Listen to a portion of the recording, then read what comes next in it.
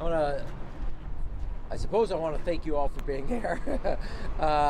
We're here. I wanted to thank the workers here who've been out on, all night, working through the night, working through this storm, getting both plowing and getting the salt out.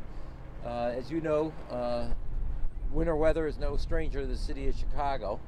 But the good news is, unlike Washington, which is not open for business, so to say, here in Chicago, Streets and Sanitation is open for business. So is 311, so is 911, so is our, obviously, city operations warming centers throughout the city of Chicago. As I said yesterday, and I want to repeat, if you have a neighbor who's elderly or sick or is physically incapacitated, please check in on them, make sure everything's okay. But I do want to note also that obviously we're moving as everything.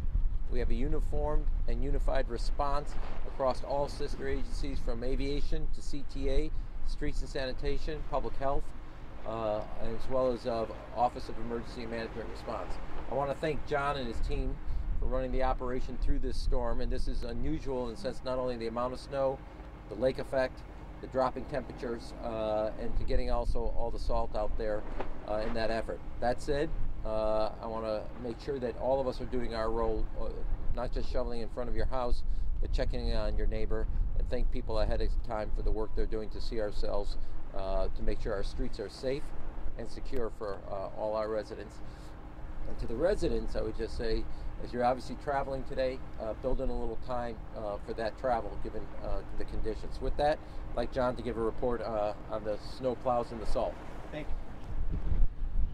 So, since 11 o'clock last night, the Department of Streets and Sanitation has been at our full complement of over 300 spreaders and plows.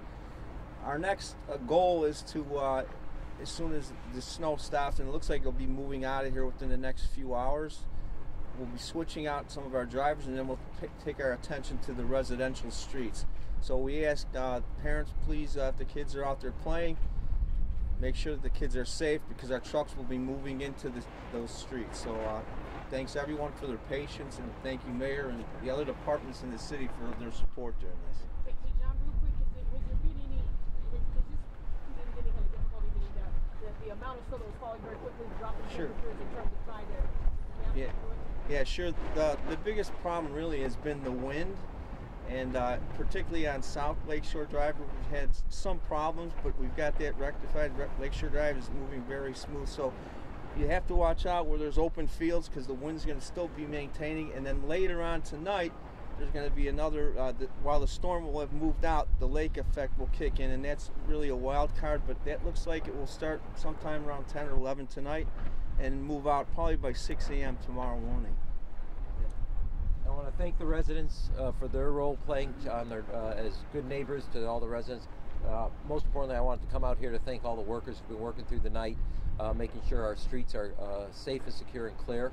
And then to the next shift that goes on. And as John said, and just note, we got a lot of snow, a lot of wind, you got a lake effect, and then you got dropping temperatures. So this makes it a little rough on everybody. But with that, we're no stranger to weather, and we're ready here in the city of Chicago. And as I said before, and I will close on this, unlike Washington, we're open and operating. Talk to you. Mayor, what's your response to Van Dyke sentencing? I said that yesterday, but since you want to have it here in the cold and the wind, look, the court case is one piece of this. As Superintendent Johnson and I said, that step in the process has been now decided. That doesn't mean our work as a city. In fact, if anything, it means our work as a city, which we've been doing over the last 2 years. Every officer has a body camera and been trained with that body camera. Every officer has a taser. Every officer's been trained on the new community policing as well as the de-escalation strategies. And so our work 2 years ago is in the middle of that process, and will continue on that process. There's no getting off on the road of reform. There's no off-ramp.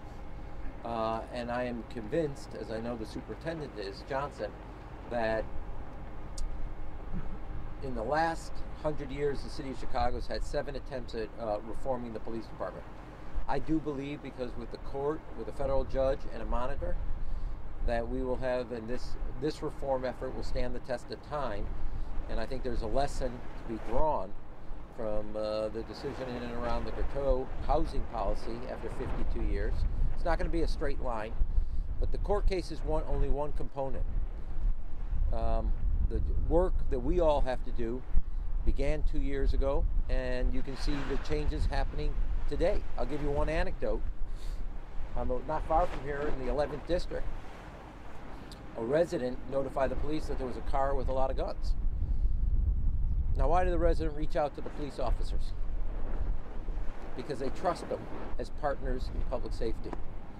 That's a fundamental difference. You work on this day in and day out. Every encounter between an officer and a resident is a learning experience. Something happened on the west side that was different than what happened years ago. And so you don't over celebrate that, but it is a recognition of the change in relationship of trust building that the superintendent and I and his leadership team are working on every day. And that's a sign that there is some progress being made on the streets between the residents and the police officers. So this is transformational to you. Look, here's what I think. We have a lot of work ahead of us. We've made progress, but we're nowhere close to where we need to be. I want everybody to be proud of the Chicago Police Department, to call it their own. We're now pulling people from all parts of the city. It's the most diverse leadership we've ever had. It's the most diverse department we've ever had. I think there's some lessons to be drawn from what happened the other day here on the far west side, when a resident said to the officers that car has guns, and the officers did their job, and in fact the car did have guns. That meant they trusted the officers as their partners in public safety. We have to see that every day, but that's a good example of the progress we're working towards. What do you think the key is with the FOP contract? A lot of some of the black aldermen, part of the Black Caucus, and I spoke with the other day, very outraged, very upset about the sentencing of the acquittal of the officers, and also of the sentencing. What role does that play in addition to the consent? I mean, obviously there's a consent decree, but that contract, you say that's really. Evelyn, I've said this before. Let me say this: the next police contract can't be a Xerox copy of prior police contracts. And the city council votes on every labor contract. So the fact is, this one is going to have to reflect the. There's an economic component, and there's going to be a reform component, and it has to reflect both the letter and the spirit of the changes we're making, the superintendent and I collectively. And the city council is going to have a vote on it, so the FOP knows that. And you just can't kind of do an economic one. The contract will reflect, and we will speak in one voice with one direction towards a unified approach of a police department that does, and all the officers do a great job working in tandem with the community. Some days you are really better than other days you kind of step sideways, but the fact is we have a single approach, like we've done on the Shackman decree, reforming our entire hiring practice and getting politics out. Now we don't have federal oversight. Just like that on housing, more aligned with our values as a city. Here's another example. And so to the contract, to the FOP, it has to reflect the goals of the city. And this time, if you're going to say it's going to stand the test of time, that contract has to reflect that. Okay? Thanks, guys. Before I leave, I should get some swag there. Henry, you got an extra one? Take this one. I got a fire one. Right, thank you. Take care of your family. Thank you so much. Thank you very much. John. Thanks. Can I grab him for 1 second? Yeah, go ahead. 1 second.